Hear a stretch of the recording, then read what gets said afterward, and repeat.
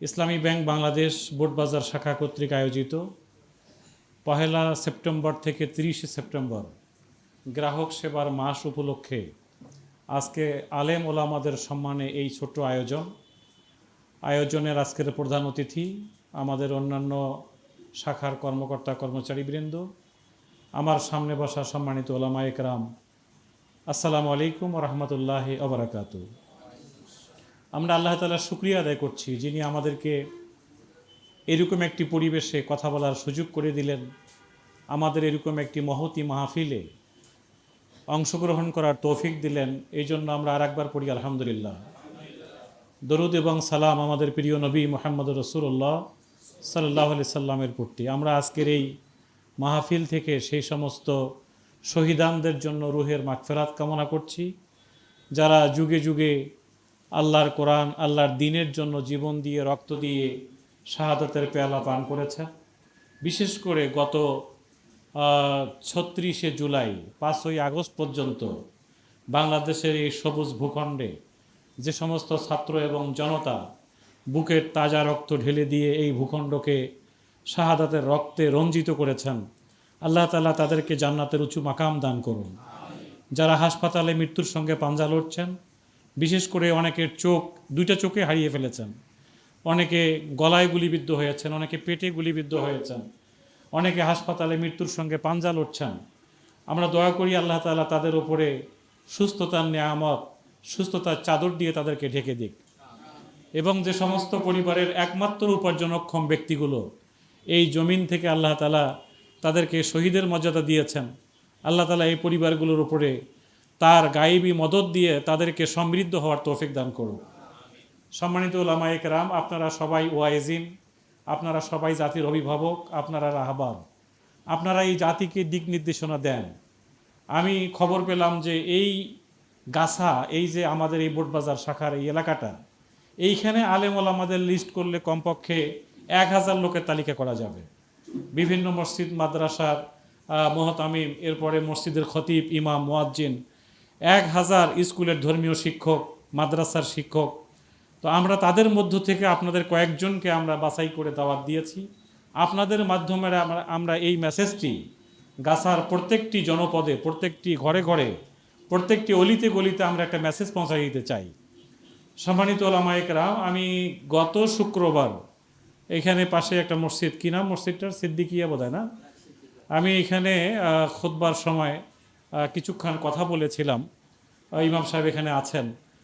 তো আমি কয়েকটা বিষয়ে দৃষ্টি আকর্ষণ করছি যে এই যে আমাদের ছাত্ররা আমাদের বিবেককে ওপেন করে দিল, আমাদের চোখকে খুলে দিল, তাদের দাবি দাওয়াগুলোর মধ্যে একটা অন্যতম দাবি ছিল বৈষম্য বিরোধী। তারা বৈষম্যের বিরুদ্ধে, তারা সাম্য চায়, তারা বৈষম্য চায় না।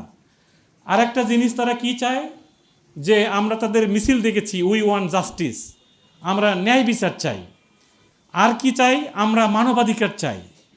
আমি এই তিনটা শব্দকে আমি দেখেছি যে আমাদের ওলামায়ে কেরাম সেই ছোটোবেলা থেকে, সেই ১৫০০ বছর আগে থেকেই আমাদের প্রত্যেকটা মসজিদের সানি খুতবায় এই আয়াতটা পড়া হচ্ছে, সূরা নাহলের ৯০ নম্বর আয়াত, ইন্নাল্লাহা ইয়ামুরু বিল আদল ওয়াল ইহসান ওয়া ইতাই যিল কুরবা। আপনি এই তিনটা পয়েন্টকে সামনে রাখেন, দেখেন এখানে কিন্তু ন্যায় বিচারের কথা বলা আছে, এখানে কিন্তু মানবাধিকারের কথা বলা আছে, এখানে বৈষম্যের বিরুদ্ধে কথা বলা আছে। অথচ এই ন্যায় বিচার, এই বৈষম্য, এই মানবাধিকারের স্লোগান আমরা প্রত্যেক শুক্রবার সানি খুতবায় জাতির সামনে তুলে ধরেছি, কিন্তু আমার মনে হয় জাতিকে আমরা জাগাতে পারিনি। জাগিয়েছে আমাদের আবাবিল পাখিরা, জাগিয়েছে আমার সন্তানেরা, আপনার মেয়েরা, আমাদের ছাত্র জনতারা। তারা যখন বৈষম্যের কথা বলল তখন জনগণ জেগে উঠল। কিন্তু আমরা যখন বারবার আদলের কথা বলতেছি, মানুষ বুঝতে পারতেছে না যে আদল কি জিনিস, এহসান কি জিনিস, ওয়াইতাইজিল কোরবা কি জিনিস, এটাকে তারা বুঝতে পারছে না। তা আমার মনে হয় এই জায়গাটাতে আমরা আজকে আত্মসমালোচনা করতে পারি যে আমরা এই জাতিকে জাগানোর জন্য, প্রত্যেকটা মসজিদ থেকে এই মানবাধিকারের জন্য, ন্যায় বিচারের জন্য, জাতিকে জাগাবার জন্য যেভাবে কথা বললে জাতি জেগে উঠবে, আমরা কি ওইভাবে কথা বলতে পারি কিনা, ওইভাবে প্রেজেন্ট করতে পারি কিনা, ওইভাবে স্লোগান দিতে পারি কিনা, ওইভাবে আমরা কথাগুলো জনগণের সামনে তুলে ধরতে পারি কিনা।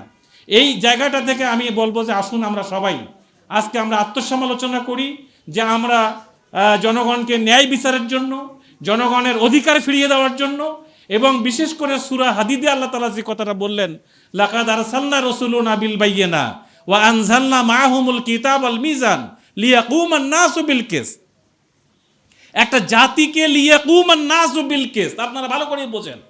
আল্লাহ তাআলা বললেন আমি লোহা নাজিল করলাম, ফিহি বাসুন শাদীদ, এই লোহার মধ্যে প্রচণ্ড শক্তি আছে। আমি বলছিলাম যে এই অতীতে যতবার হামাস এবং ইসরায়েল যুদ্ধ করেছে বেশি দিন টিকতে পারে নাই, কিন্তু হামাস যখন চিন্তা করলো যে লোহার ব্যবহার আমাদেরকে শিখতে হবে, সামরিক শক্তিতে আমাদেরকে এস্টাবলিশ হতে হবে, এই জ্ঞানে যখন তারা জ্ঞানী হলো, এখন মাসের পর মাস যুদ্ধ চলছে, আমরা আশাবাদী উইথিন শর্ট টাইম হামাস বিজয়ের পতাকা উত্তোলন করবে ইনশাআল্লাহ, এবং সেদিকে তারা এগিয়ে যাচ্ছে। তাহলে আজকে যারা আমরা আলেম ওলামা আছি, আমি সহ, আমরা লোহার ব্যবহারটা কতটুকু শিখলাম, সামরিক শক্তি বলতে কি বোঝায় আমরা কতটুকু জানলাম, আমাদের ইমানি শক্তি বলতে আমরা কি বোঝায় কতটুকু বুঝলাম। আমি কিন্তু গণভবনে 5 তারিখ রাত 11টার সময় আমার ফ্যামিলি সহ গিয়েছিলাম। ওই সূরা দোকানের 25 নম্বর আয়াতটাকে সামনে রেখে আল্লাহ তাআলা বললেন, কাম তারাকু মিন জান্নাতিন ওয়া উয়ুন ওয়া যুরুইন ওয়া মাকামিন কারীম ওয়া নামাতিন কানু ফিহা ফাকিহিন। এই আয়াতগুলোকে সামনে রেখে আমার কাছে মনে হলো উনি কি কি ছেড়ে গেলেন, কি ফেলায় রেখে গেলেন। এই গণভবন তো আমরা কখনো যাইনি। তা আল্লাহ তাআলা বললেন, কাযালিক, এইভাবে 16টা বছর কেটে গেল, 15 বছর কেটে গেল, কোথাও কোথাও 9 বছর কেটে গেছে, কোথাও বছরের পর বছর কেটে গেছে। কাযালিক, এইভাবে ওয়া আওরাসনাহা কাওমান আখারিন। এরপরে আল্লাহ তাআলা বললেন, ফামা বাকাত আলাইহিমুস সামা ওয়াল আরদ ওয়া মা কানু মুনজিরিন। এই মুনজিরিন শব্দটাকে আমার কাছে মনে হয়েছে 45 মিনিট সময় দেওয়া হয়েছে, 45 মিনিট, আর ইন্তজার করার কোনো সুযোগ নাই। তোমাকে সব কিছু ফেলায় রেখে চলে যেতে হবে। আমি বলবো যে আপনি যে এই সমাজে সুদের নামে যে করাল গ্রাসে এই জাতি নিমজ্জিত, এইটা কি বৈষম্য না সাম্য, কি বলবেন? সুদ যে সমাজে থাকে সেখানে বৈষম্য থাকবে না, কি বলেন? বৈষম্যের একটা কঠিন জায়গা হচ্ছে সুদ। আজকে এই সুদের বিপরীতে, এই বৈষম্যের বিরুদ্ধে, এই জাতিকে জান্নাতের রাস্তা দেখায় দেওয়ার, জাতিকে এই জান্নাতের রাস্তা দেখাবার জন্য এই বৈষম্যের বিরুদ্ধে আমরা ইসলামী ব্যাংক 1983 সালের মার্চে যে যাত্রাটা শুরু করেছি, আমি কি আজকে আপনাদেরকে একটু অনুরোধ করতে পারি যে আপনারা মেহরাবের এই জায়গাটা থেকে আপনারা সুদের বিরুদ্ধে আওয়াজ তুলুন। কি এটা সম্ভব কিনা? গণভবনে আমি মসজিদ দেখেছি, বঙ্গভবনে মসজিদ দেখেছি, সংসদ ভবনে মসজিদ দেখেছি। এই মসজিদেও কিন্তু দাড়ি ছিল, জুব্বা ছিল, টুপি ছিল, মুসল্লি ছিল, জায়নামাজ ছিল, সব ছিল। ছিল না কি? যেটা ছিল না সেটা হলো নামাজের যেটা স্পিরিট সেটা ছিল না, রোজার যেটা স্পিরিট সেটা ছিল না, হজ যাকাতে যে স্পিরিট সেটা ছিল না। আল্লাহ তাআলা যে উদ্দেশ্যে নামাজ ফরজ করেছেন, যে উদ্দেশ্যে হজ ফরজ করেছেন, যে উদ্দেশ্যে আমাদের উপর রোজা ফরজ করেছেন, এটা এই সমাজে বাস্তবায়ন ছিল না। আসুন আজকে আমরা মেহরাব থেকে আমরা সব এই সময়টাকে যদি আমরা কাজে না লাগাই, যে আল্লাহ তাআলা আমাদের ভিতর থেকে জগদ্দল পাথরকে সরাই দিলেন, এখন কি আমরা সত্যের কথা বলবো না? এখন কি ন্যায় বিচারের কথা বলবো না? এখন কি হকের কথা বলবো না? আসুন আমরা এই মেহরাবে দাঁড়িয়ে আমি আপনাদেরকে এই রিকোয়েস্টটুকু করার জন্য দাওয়াত দিয়েছি যে আমরা আর কোনো ওমান আজলামু মিম্মান কাতামা শাহাদাতান ইনদাল্লাহ, আমরা আর এই জালিমের কাতারে থাকতে চাই না। আমরা কোনো এলেমকে গোপন করতে চাই না। কোরআনের দাওয়াত জাতির সামনে তুলে ধরতে চাই। ওয়াহাল্লাল্লাহুল বাইয়া ওয়া হাররামার রিবা, এই দাওয়াত আমরা তুলে ধরতে চাই। আল্লাহ তাআলা বলছেন আমান আদা, তারপরেও যদি তুমি বাড়াবাড়ি করো ফাউলাইকা আসহাবুন নার। আল্লাহ তাআলা বললেন তুমি যদি সুদের লেনদেন বন্ধ না করো ফাযানু বিহারবিম মিনাল্লাহি ওয়া রাসূলি, এবং সুদ থাকবে, নামাজ থাকবে, এটা হইতে পারে না। সুদ থাকবে, যাকাত থাকবে, এটা হতে পারে না। সুদ থাকবে, রোজা থাকবে, এটা হইতে পারে না। কি বলেন, এই কথাটা ঠিক কিনা? তাহলে আসেন আমরা মসজিদের মেহরাবে দাঁড়িয়ে কথাগুলো বলি যে ভাই, রিজেকের মালিক আল্লাহ, মসজিদ কমিটির সভাপতি আমার রিজেকের মালিক নয়। এই কথাটা তো ঠিক। আমরা যেই সুদ খাবে তার বিরুদ্ধে আমরা, যেই জুলুম করবে তার বিরুদ্ধে আমরা, যে অন্যায় করবে তার বিরুদ্ধে আমরা ন্যায় বিচার, মানবাধিকার, সুদের বিপরীতে এবং যত ধরনের মুনাফিকি চাটুকারিতা আছে তাদের বিপরীতে আমাদের অবস্থান। আমরা ইসলামী ব্যাংক মানুষকে সুদের বিপরীতে দাঁড় করাবার, নিজের পায়ে দাঁড়াবার যে দায়িত্ব নিয়ে প্রতিষ্ঠিত হয়েছে, আল্লাহ তাআলা আমাদের সকলকে ইসলামের এই মেসেজ, আল কোরআনের এই মেসেজ, ইসলামী ব্যাংকের এই দাওয়াত জনগণের সামনে তুলে ধরার তৌফিক দান করুন। আমরা যেন এখানে যারা এসেছি, আপনারা কিন্তু লিডার, আপনারা ইমাম, আপনারা জাতির অভিভাবক, আপনারা এই জাতির সাইয়্যেদ। আপনি আপনার আশপাশের ওলামা একরামকে, আপনার আশপাশের মুহতামিমকে, আপনার আত্মীয় স্বজনকে বলুন ইসলামী ব্যাংক সুদ মুক্ত একটি শরিয়া ভিত্তিক ব্যাংকিং করছে। এটার জন্য যদি কোনো আপনারও প্রশ্ন থাকে, আপনি আসেন, আমরা ডিসকাস করি, আমরা কথা বলি, আমরা আমাদের ভেতরের সমস্ত জঞ্জাল এটাকে একেবারে পরিশুদ্ধ করে আমরা একটা তাজকিয়ার ব্রেন তৈরি করতে চাই। আমরা এই সুদের ধ্বংসস্তূপের উপর দাঁড়িয়ে আমরা একটা শরিয়া ভিত্তিক ব্যাংকিংয়ের মিনার নির্মাণ করতে চাই। আমি আপনাদেরকে অনুরোধ করতে চাই, প্লিজ আবাবিল পাখির মতো করে কিসির মিসির শব্দ করে এই জাতির মুসল্লিদের প্রত্যেকটি কর্ণকুহরে আপনি ইসলামী ব্যাংকের দাওয়াত পৌঁছে দেন।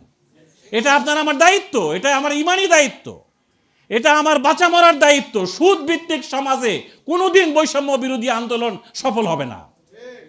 একটি সুদ ভিত্তিক সমাজে কোনোদিন ন্যায় বিচার প্রতিষ্ঠিত হবে না। সুদের ব্যাপারে আমাদের যে গবেষণা আছে, সুদ সমাজে বৈষম্য সৃষ্টি করে, সুদ সমাজে বেকারত্ব বাড়ায়, সুদ সমাজে ক্রাইম সৃষ্টি করে, সুদ সমাজে অশান্তি বাড়িয়ে দেয়। সুদ একটা গ্রুপকে আকাশ ছোঁয়া বিল্ডিংয়ে বসবাস করায়, আরেকটা গ্রুপকে একেবারে ডাস্টবিনের কাছে রেল লাইনের প্ল্যাটফর্মে ঘুমানোর পরিবেশ তৈরি করে দেয়। এটা হতে পারে না। এটা বেকারত্ব, দারিদ্রতা, সুদের একটা রেজাল্ট।